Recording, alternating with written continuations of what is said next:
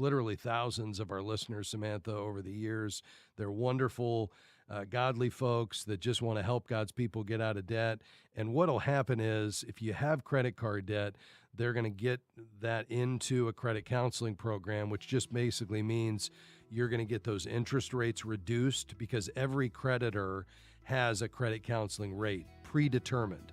So if you slide into a credit counseling program through Christian credit counselors, all of a sudden that interest rate is dropped, and now that one level monthly payment that you pay through them, a lot more is going to principal, so you can get it paid off 80% faster.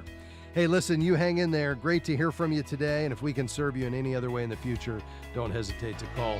Pat, coming your way after the break. We'll be right back. 19. That's how many pairs of shoes the average American has in their closet. 1. That's how many pairs of shoes it takes to share health, education, opportunity, and the love of Christ to a child in need in the world. You can play a part in changing the life of a child today through Buckner Shoes for Orphan Souls. Visit GiveShoesToday.org and find out how you can provide shoes for a child in need. That's GiveShoesToday.org. Weekday mornings at 8 Central, Pastor Jeff Shreve offers real truth for today. I'm the pastor of First Baptist Church in Texarkana, Texas, and the founder of From His Heart Ministries. The world around us is rapidly changing, but God and His truth will never change. I may be the host of the show, but I want God's Word and His truth to be the star of the show. Join Pastor Jeff Shreve each weekday morning at 8 Central for Real Truth for Today on American Family Radio. We are grateful for support from the Eventide Center for Faith and Investing. ECFI is an educational initiative of Eventide Asset Management that seeks to help Christians understand and practice biblically faithful investing. They do this through their podcast and online journal featuring articles from industry thought leaders and their course called Discover God's Story for Investing. More information is available at faithandinvesting.com. That's faithandinvesting.com. Are you looking for a financial professional who aligns with your biblical values? Certified Kingdom Advisors are trusted financial, legal, or accounting professionals who have completed a rigorous certification program to ensure they provide biblically wise financial advice as part of their practice. You can find a local CKA professional in your area by going to faithfi.com and clicking Find a CKA. When you hear this is American Family News.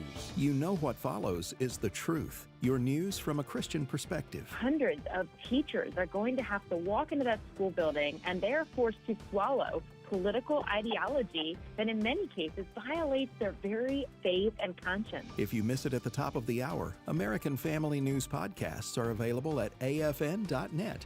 And sign up for our daily news brief at afn.net. As the leading advocate for the Christian financial industry, Kingdom Advisors serves the public by promoting the integration of a biblical worldview across every aspect of the financial services industry. And we serve a growing network of thousands of Christian financial professionals, equipping and empowering them to carry biblical financial wisdom to their clients, peers, and community. For more information, visit kingdomadvisors.com. That's kingdomadvisors.com.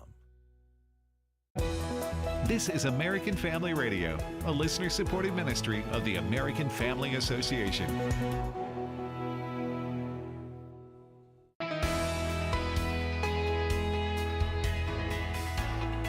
Thanks for joining us today on Faith and Finance here on American Family Radio. I'm Rob West. We're taking your calls and questions today, 800-525-7000. That's 800-525-7000. We'd love to hear from you today. You can call right now. Let's head back to the phones. To Arkansas we go. Hi, Pat. How can I help you? Hello, Rob. I'm 61. I am currently doing about a 2-hour round-trip drive to work. So we're going to be selling our house and moving closer to work, church, the grandkids, the whole 9 yards. So my question today is, we're going to sell this house. Does it make more sense to purchase another house or maybe rent? Yeah.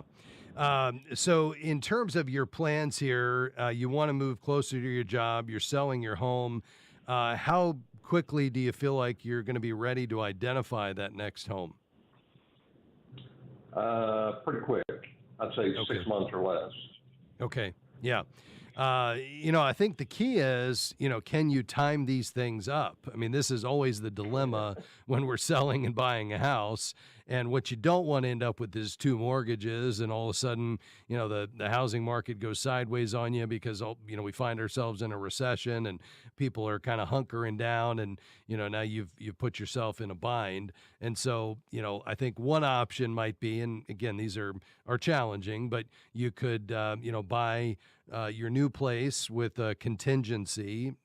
Sellers are less likely to accept those, but it's, becoming more common now that we move from a raging seller's market to a buyer's market as the inventories are building. So that's one option. Second option is you could sell your place and have an option to rent it back for a period of time. So the idea would be you sell it, but you go ahead and agree as a part of the terms that, you're going to get 3 months or 4 months or whatever it is to rent it back. You stay there, and then you become, laser focused on finding that next property, paying cash or at least rolling, those proceeds over into the next place.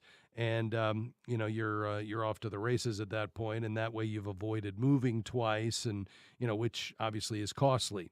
Third option is, you go ahead and sell it, put the money in savings, and then, find a short-term lease or rental, perhaps something furnished. Maybe you put everything in a storage facility and that kind of thing. But, I think the key is you don't, try to, in terms of the selling of the existing property, you just don't want to get stuck with 2 properties.